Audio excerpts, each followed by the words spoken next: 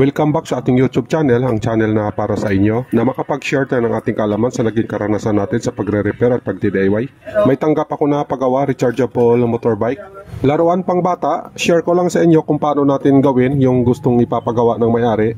At ang pangalawa, gusto niya kasi na mapabilis natin yung takbo nito, masyado daw kasing mabagal. Bago ko umpisaan, testing lang natin. Mayroon siyang power switch dito, on lang natin.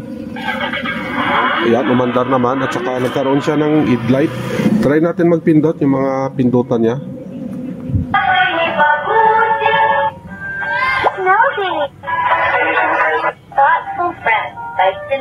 Ayan, operational naman. Gumagana naman yung mga pictures nito. Ang ibig sabihin, goods pa yung kanyang battery kasi battery drive kasi siya. Ikot ko lang yung bike, may pedal kasi siya dun sa kabila. Ganyan yung kanyang mukha. Ikot ko lang. May pedal siya dito. Ayan o. Ang pedal nito, yun yung kanyang inaapakan pag gusto natin patakbuhin o patras. Depende dun sa select natin dito sa kanyang switch. Halimbawa yung select natin, forward. Aapakan natin siya. Tatakbo siya, forward. Pag halimbawa naman na ilagay natin sa gitna yung switch, ibig sabihin naka-neutral. Kahit naapakan siya dito, hindi siya tatakbo, hindi rin siya atras. Pag halimbawa na pinindot pa rin natin, paatras, at saka inapakan natin yung kanyang pedal, aatras siya. Sa pagkakataong ito, hindi na rin siya tumatakbo, kahit naapakan natin siya, at saka hindi na rin siya atras. Yan yung problema nito. Ang nangyari kasi, natanggal yung kanyang motor. Yan o. Diyan kasi galing sa kanyang likuran. May gearbox kasi siya dito sa may gulong banda. Ito yung kanyang pinaka-dynamo. So ang nangyari, natanggal. Dito kasi galing yan, ganyan yung kanyang pinaka-posisyon. At saka itong dalawang wire. Dito naman nakakonek sa dynamo.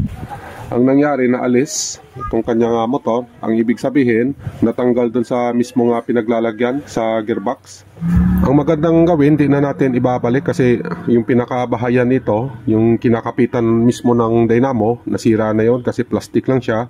So, mayroon na akong replacement. Papalitan natin siya ng bago. Mura lang naman to, na-order ko sa online. Ganyan yung kanyang itsura. Bali, yung sa kanya kasi naalis dito. Dito nakalagay yung dapat to. So, natanggal siya. Ibig sabihin, yung kinakapitan ng kanyang motor o dynamo, nasira yung plastic sa loob. Kaya hindi na natin siya i-repair na ibabalik pa doon. Papalitan na lang natin siya ng bago para sigurado yung gawa natin. Ang pangalawang gusto ng may-ari na mapabilis natin yung kanyang takbo, buksan ko lang yung kanyang upuan. Nandito kasi nakalagay yung kanyang battery. Naalis ko na yung tornilyo dyan para mabilis tayo. Mayroon siyang battery na lead acid. Alisin ko lang yung kanyang tornilyo para maiangat natin. Maipakita ko sa inyo kung gaano kalaki ang battery nito.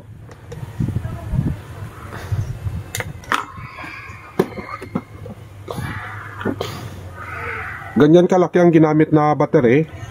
Lead acid na 6 volt, 4 Ah per 20 hour.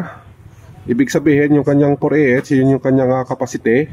Focus ko lang yung kanyang specs. Yan. Base sa kanyang manual, ang charging nito nasa 10 to 12 hours bago mapuno. Goods pa naman yung kanyang battery, kaya lang sa gusto na may-ari na mapabilis natin yung kanyang takbo. So ang gagawin natin, papalitan natin siya ng battery. I-upgrade natin yung kanyang volts. Ang ibig sabihin, tataasan natin siya ng volts. Yung kanyang original na 6 volts, gagawin natin 12 volts. Pero hindi na ganitong klase na battery yung gagamitin natin kasi nga matagal siyang i-charge. So ang gawin na lang natin, total magpapalit naman tayo ng 12 volts na supply para maging mabilis yung kanyang takbo. So ang option na ginawa ko, papalitan natin siya ng lithium battery. May na-order na ako galing online.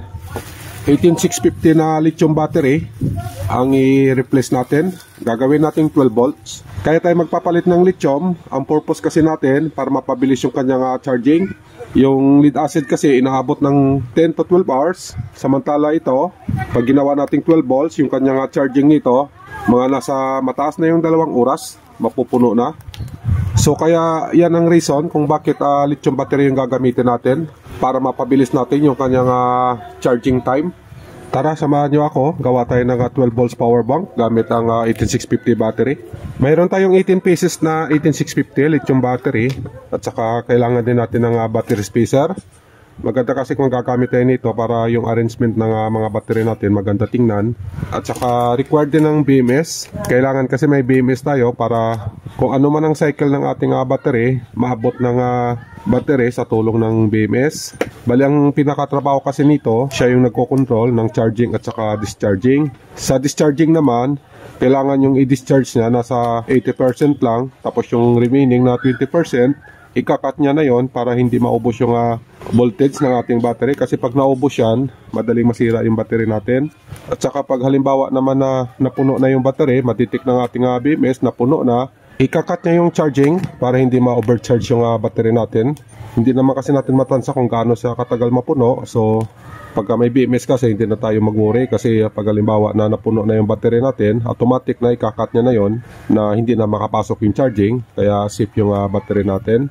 Ang available na battery spacer ko, 3x5 yung kanyang capacity. Ibig sabihin 3 times 5 equals 15. So bali 15 pieces ang mailagay natin. Pagka ganito yung build natin, ang tawag dito 3S 5P. Ibig sabihin, 3 na nakaseries, 5 yung nakaparallel. Ang side na ganito, yung may 3 butas, ito yung kanyang 3S. Ito naman yung kanyang 5P. Ang ibig sabihin ng 3S, 3 battery na nakaseries connection. Halimbawa, maglagay tayo ng isang battery, yung negative natin dito na side, yung ibabaw natin positive. Maglalagay tayo ulit ng pangalawang battery. Bali ang mangyari, yung positive doon na sa baba, at saka yung itaas niya, negative. I-connect natin yung kanyang positive at saka negative. So ang kinalabasan yan, magiging 0, 8.4, yung kanyang pinaka-min. So kung magdadagdag pa tayo ng isang battery, positive, so ang ilalagay natin dyan, negative. Ganyan, positive, negative. So ang kanyang magiging min positive, ito na yon. So ang reading nito, kasi nga yung battery natin nasa 4.2 ang puno nito, multiply natin sa 3 battery na nakaseries, 4.2 times 3, so ang kinalabasan niya 12.6. Ito yung ating pinaka-min negative, ito naman yung ating pinaka-min positive. So ganun lang yung ibig sabihin ng series connection, negative, positive, positive, negative, pagsasamahin natin yan. Tapos yung positive dun sa baba, pagsasamahin ulit natin sa negative, para ito na yung pinaka-min positive natin. So ganun yung ibig sabihin ng 3S. Ang ibig sabihin naman ng 5 na nakaparallel, so maglalagay tayo ng battery na 5, ganyan, na nakaparallel connection. Kaya lang ang connection nito, parallel siya. Ibig sabihin ng nakaparallel, pinagsama natin ang lahat ng kanyang positive. Halimbawa, ito yung kanyang positive, pagsasamahin natin niya, isang connection lang. At ganun din yung kanyang negative sa baba, pagsasamahin din natin yon para sa kanyang capacity. Halimbawa, ang capacity ng isa, nasa 3,000. So, naging 5 siya, multiply lang natin siya sa 5. Ang kinalabasan niya, magiging 15,000 ma. Kasi yung isa nga natin, nasa 3,000 ma, multiply natin sa 5, so magiging 15,000 ma. So, ganun lang ang computation nito. So ang tawag sa kanya pag nagawa na natin 3S 5P, ganun na, para pag halimbawa na marinig mo yung ganun na pangalan niya, malalaman mo na kung ano yung voltahe at saka yung capacity ng battery. Bago natin i-arrange yung ating mga battery, buksan lang natin yung kanyang BMS, kasi dito tayo magbabase kung ano yung arrangement ng ating battery. So buksan ko lang muna to. Ayan, bukas na. Dito sa kanyang BMS, mayroon siyang nakalagay na 0 volt, 4.2 volt. Ito naman yung kanyang 8.4 volt at saka yung kanyang min 12.6 na. So ang ibig sabihin, i-check natin kung tama ba yung posisyon ng ating battery kung sakali na maglalagay tayo ng BMS. Bali ito yung kanyang 0. So ganyan. Ayan yung kanyang 0, 4.2. So tama naman. Kasi dito sa kabila, ito na yung kanyang 8.4. So yung kanyang min positive 12.6, tama naman, ito yung ating pinaka min positive na. So okay yung arrangement ng ating battery, continue lang natin at saka ihinang natin para magawa na natin yung ginagawa natin na battery bank. Ganito na ang final arrangement ng mga battery natin. So bago natin siya ihinang, sukatan lang natin ang bawat isang cell. Ang bawat isa kasi nito may nominal voltage na 3.7 volt. Mas maganda kung mas mataas pang reading natin doon sa kanyang nominal na 3.7. Halimbawa kung wala sa kanyang nominal, ang gawin natin, palitan natin kasi may spare pa naman tayo na 3. Kung walang spare, pwede naman natin i-charge yung battery cell na mababa sa kanyang nominal voltage. Gagamit lang tayo ng charger katulad nito. I-charge natin siya hanggang sa mapuno. Kailangan maabot niya yung 4.1 volts mahigit. Mostly kasi sa mga ganitong klase na battery cell, ang puno nito nasa 4.2 volts pero hindi naman talaga umaabot ng 4.2. Mostly kasi ang kanilang puno nito nasa 4.1 mahigit lang. Kung halimbawa na yung mababa yung kanyang nominal voltage, chinarge natin at yung charger natin nag-stop na, i-check natin yung kanyang voltage kung naabot ba niya yung 4.1 volts. Pag hindi niya naabot, halimbawa na hanggang 3 volts lang siya or hanggang 3.5, so considered na natin na sira siya. Kasi pag hinalo pa natin dito sa mga good natin na battery, maapektuhan yung operasyon ng ating BMS. Check natin ang reading ng bawat isang cell. Yung ating multimeter, nakasit na yan sa DC volt. 3.96, 3.95, 3.95, 3.96, 3.96, 3.96, 3.94, 3.94, 3.94, 3.96, 3.94, 3.95, 3.96, 3.94, 3.95. Okay naman ang result ng mga battery reading natin. Ang next na gagawin ko, ihinang na natin siya. Takpan na natin ang battery spacer. Ayan, ganyan. Bali, gagamit tayo ng bus bar. Yung gagamitin natin, itong THN. Ang gawin natin dito, babalatan lang natin. Pagkatapos yung kanyang laman nito, ayun yung gagamitin natin na pang-connect dito sa kanyang mga terminal. Nahinang ko na, kaya lang naka-parallel connection pa lang yung unang ginawa natin. Back to back. Yan, at saka yung kanyang likuran. Bago kasi tayo mag-series connection, kailangan nakalagay na yung ating BMS. Sa paghinang naman, mas maganda kung gagamit tayo ng 100 watts na soldering iron para mas kapit na yung paghinang natin. Sa paglalagay ng bus bar, lalong-lalo na dito sa kanyang positive side, iangat lang natin konti yung ating bus bar kahit mga 1 mm lang.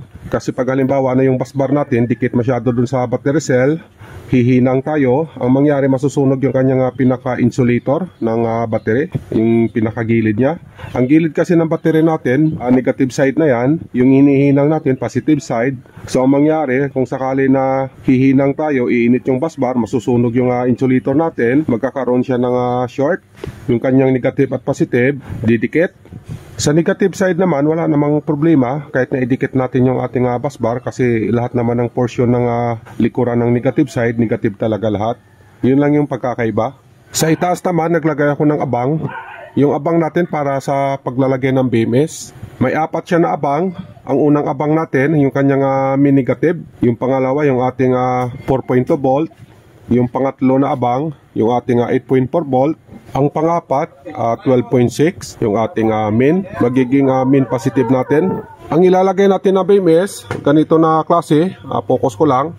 Yan, yung kanyang pinakauna, 0 volt, 4.2, 8.4, 12.6. Yun yung ibig sabihin ko kanina doon sa abang na nilagay natin sa ating battery. So ang paglalagay nito, ito yung ating min negative. Dito natin nilalagay ang itong 0 volt. Yan, ganyan. Yung pangalawa, yung ating 4.2, dito natin ilalagay. Yung ating 8.4 naman, yan o, may nakalagay naman na 8.4 dyan. Dito naman yon. Ang pang-apat na 12.6, yan, dito natin ilalagay. Min positive. Bago ko ilalagay ang ating BMS, lalagyan muna natin siya ng wire dito sa kanyang discharge at saka sa kanyang charge para pag nalagyan na natin siya ng wire, saka natin ihinang dito sa battery. Ang BMS na gamit natin, ayan no, 60 ampere. Nailagay ko na ang BMS, nahinang na natin yan sa kanyang charge section. Gumamit ako ng XT60 na female connector at male connector naman dito sa kanyang discharge. Sa XT connector na ginamit natin, sundan lang natin, may guide naman siya. Yung ganito na side, yung kanyang positive, ayan no, may marker naman siya. At saka yung kabila, yung kanyang negative side, may marker din yan. Ganon din ng female connector, may sign din yan na positive, ayan, at negative yung kabila. Ganon lang, sundan lang natin yung mga marker nila. Reading natin yung kanyang discharge, yung ating multimeter, nakaset na yan sa DC volt. Ang positive side, dito na side, at saka yung kanyang negative sa kabila. Ang reading natin nasa 7.5 volt. Kaya nagkaganon yung reading natin kasi nga hindi pa natin na-activate yung series connection. So ang gawin natin, i-activate natin para mapalabas natin yung kanyang 12 volts. Sa pag-activate ng series connection, ang gawin lang natin, hanapin natin yung 0 volt o yung unang cell natin sa kanyang negative. Yung kanyang positive, 4.2 volt. Yung 4.2 volt niya, i-jump natin sa pangalawang cell sa negative side. At yung positive side naman ng ating pangalawang cell dito sa kabila, 8.4 na siya. I-jump naman natin dito sa negative side ng ating pangatlong cell para yung kanyang positive side magiging 12.6. So ganun lang. Na-activate ko na yung kanyang series connection. Yung unang battery cell natin na 4.2 volts positive side, pumunta dito sa negative side ng pangalawang cell, naka-jump yan. At yung positive side naman ng pangalawang cell natin dito sa kabila, ayan o, nag-jump din sa pangatlong cell sa kanyang negative side. At yung positive side naman ng pangatlong cell, yung kanyang 12.6 na, yan. Ganun lang, bali dalawang jumper lang naman yung ginawa natin para ma-activate natin ang series connection. Read natin yung kanyang discharge, negative side, positive side. Yan yung reading natin, nasa 11.8. Kaya ganyan yung kanyang reading kasi nga yung battery natin nasa nominal voltage. So kailangan i-charge natin to para maabot niya yung 12.6. Ready for install na yung ginawa nating battery. Lalagyan lang natin ng connector yung pinagalisan natin ng lead acid battery para mailagay natin yung bagong battery natin. Sa kanyang charging na side naman, dito sa kabila, hanapin lang natin yung charging input ng motorbike. Pakita ko lang na dito sa gilid. Yan yung kanyang charging input. So ang gawin natin, hahanapin natin yung wire nito. Check lang natin sa loob. Yan, ito yung kanyang charging input. So ang gawin natin dito, puputulin lang natin. Yan, ganyan, putol na. Lalagyan din siya natin ng connector, yung charging input ng motorbike, para may connect natin sa battery. Nalagyan ko na siya ng connector. Yung load side natin, naka-female connector. Pasok lang natin yung ating battery. Yan. Yung charging side niya naman, naka-male connector siya. Pasok lang din natin. At saka yung gearbox, nahinang ko na din for testing. On lang natin yung kanyang switch. Ayan o, mandar. On lang natin yung kanyang forward. Magpedal tayo, subukan natin kung gagana na yung ating gearbox. Yan, okay naman. Lipat natin yung switch sa gitna, yung kanyang stop o neutral. Pedal tayo ulit. So yan, di siya nagpedal. Switch natin pababa yung kanyang atras, pedal tayo. Ayan o. Yan, mabilis na yung kanyang takbo. Yung gamit natin na gearbox, 6 volt. Same lang din sa gamit niya. Mayroon din kasing 12 volts nito. Kung 12 volts kasi, 12 volts din yung supply natin, bagal yung kanyang takbo. Kaya ang ginawa natin, ganun pa rin yung gearbox na gamit natin, 6 volt. Nag-upgrade din ng battery na 12 volts para bumilis yung kanyang takbo. Dahil sa iba na yung battery na gamit natin, hindi na siya kakasya dito sa box, sa kanyang compartment. So ang gawin natin, tatapas na lang tayo na kakasya yung battery natin na makapasok. Yung tamang sukat lang na hindi naman maalog yung battery. So ang gagawin ko, magkakat tayo ng plastic, lalakihan natin yan. Okay na, yan na yung resulta sa ginawa natin. Naikabit na rin natin yung kanyang battery. Pwede na natin takpan. Para pagkatapos nito, proceed na tayo sa kanyang gearbox. Magpapalit din kasi tayo. Ito ipapalit natin yung ating bago na in-order sa online. Naibalik na natin yung kanyang upuan.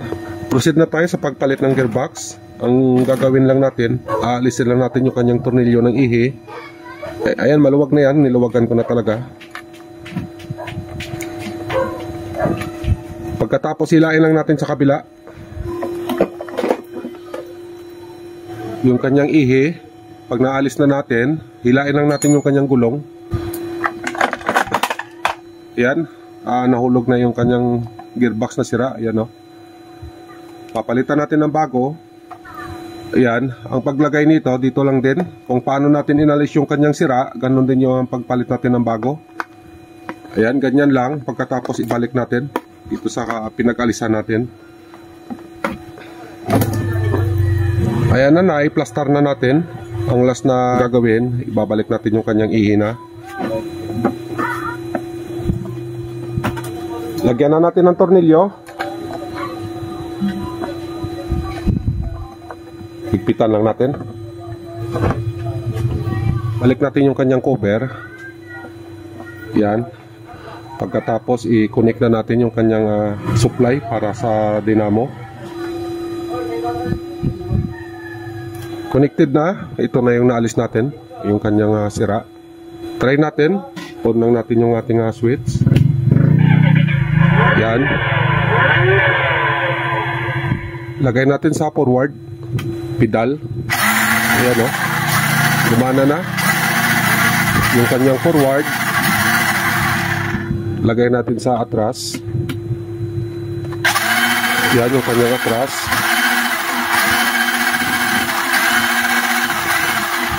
Kung napapansin nyo, ayan, bumilis na yung kanyang takbo. Try natin gamitan ng charger. Yung charger na gamit ko, charger pang lithium. Ang volts nito nasa 12.6. Focus ko lang. Ayan, lithium battery charger. Output 12.6 volt, 2 ampere. Suitable siya for 18650 battery. Saksak natin sa outlet. Ayan, nagkaroon siya ng indicator na kulay green. Plug in natin sa motorbike dito sa kanyang charging input. Ayan, nagbago yung kulay, naging red. Ibig sabihin, operational yung charging. Tumatanggap naman ng charge yung battery natin. Maya-maya i-road test natin. Yan yung driver natin, i-road test natin yung ginawa natin. Sakay ka na. Yan, sasakyan niya na. Sige Bon, larga na, larga.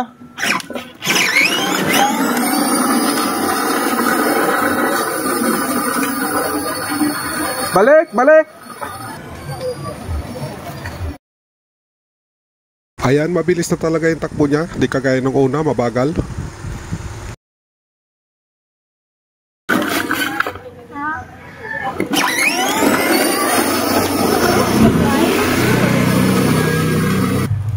Ayan na, ngayon lang nakabalik. Ayan na oh. Yan yung anak ko na bunso. Siya yung may-ari ng kulay pula. Nandito na yung may-ari, kinukuha na yung motor. Ayan si ma'am oh. Ma'am, kaway muna dyan. Ayan yung may-ari ng motor. Para din sa anak niya yan. Kinuha na ng may-ari yung ginawa natin. Umiyak pa nga yung anak ko. Akala niya sa kanya yon. Sa mga nagtatanong kung tatagal ba yung ginawa natin, kasi nga yung gearbox ng motor nasa 6 volts lang, tapos yung ginamit natin na supply, ginawa natin 12 volts para bumilis yung kanyang takbo. Ang sagot ko doon, oo, tatagal. Kasi meron din ako na dalawang motor. Ang pula yung pinakauna ko na motor. Ginamit ng anak ko to nung nasa 2 years old siya. At yung bunso ko naman, baby pa siya noon. Kaya nung lumaki-laki na rin yung bunso namin, nasa 2 taon na rin yung kanyang edad, inagaw niya na sa kapatid niya. Ayaw niya na ipahiram. Kaya nag-decide na lang ako na bumili ng isa pa. Kaya malaki-laki yung binili ko kasi nga mas malaki na siya. Nasa 4 years old siya nung simulan niya gamitin yung malaki. Ngayon grade 1 na siya. Pero hanggang ngayon sinasakyan niya pa rin yan. At saka yung bunso namin, gamit siya pa rin hanggang ngayon. Kinder na siya. Minsan naman sinasakyan niya din yung malaki pag wala yung kuya niya. Hanggang ngayon operational pa naman yung kanyang gearbox. 6 volts din kasi ang gearbox nito. Ang ginamit ko na battery, same din sa ginawa natin kanina na ganitong klase. 18650 lithium battery. Kaya lang yung kanina nasa 15 pieces yun. Ito nasa 18 piraso na battery cell. Kaya lang sira na siya sa tagal na gamit. Bumigay din yung kanyang battery. Yung iba okay pa naman, kaya lang yung iba sira na. So ang ginawa ko, nagpalit na lang ako ng panibagong battery. Kung nakikita nyo, may amplifier siya kasi nilagyan ko ng amplifier yan. Yung kasunod naman yung kanyang BMS ng battery 32650 na. Hindi na yung nilagay ko dati na ganito. Pinalitan ko siya ng 32650. Pakita ko lang, focus ko lang. Yan na yung kanyang battery ngayon. 32650 yan na lithium din. Matagal-tagal na rin to, pero hanggang ngayon okay pa naman. At saka mas mataas ng voltahe nito. Umaabot siya ng mahigit 13. Pero yung motor natin, yung pinaka gearbox na 6 volt, okay naman, hindi naman siya nasira. At saka yung malaki natin, ang battery niyan, ganito rin na klase na 18650. Kaya lang nasa 12 peraso lang siya kasi nga makitid masyado yung compartment niya. Kaya yun lang talaga ang magkasya. Pakita ko lang. Ang sa taas, yung BMS niya. At saka yung nasa baba, battery. Ayan o. Testing natin. On ko lang. Ayan yung kanyang headlight. Tumunog yung kanyang Bluetooth. May naka-install kasi na Bluetooth yan. Ito naman yung kanyang pinaka-amplifier. Ayan o. Nilagyan ko rin siya ng battery indicator para malaban natin kung lobat na ba yung kanyang battery. Ganyan na type yung Bluetooth na ginamit ko. Try natin magpedal. Tignan natin yung ikot ng kanyang gulong. Ayan o. Atras. Ayan. Yung kabila naman, naka double engine kasi yan. Bawat gulong niya may dynamo na. Yan, inikot ko para testing natin magpedal. Pedal ko lang. Double engine kasi yan. Yung kanyang atras naman, switch lang natin. Yan.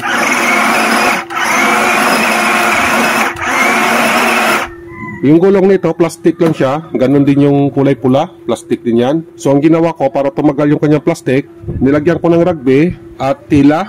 Sinukat ko lang yung tila kung gaano kakapal yung gulong. Yun yung nilagay natin. Tatlong ikot ng tila. Ang pinaka-top niya, rugby din.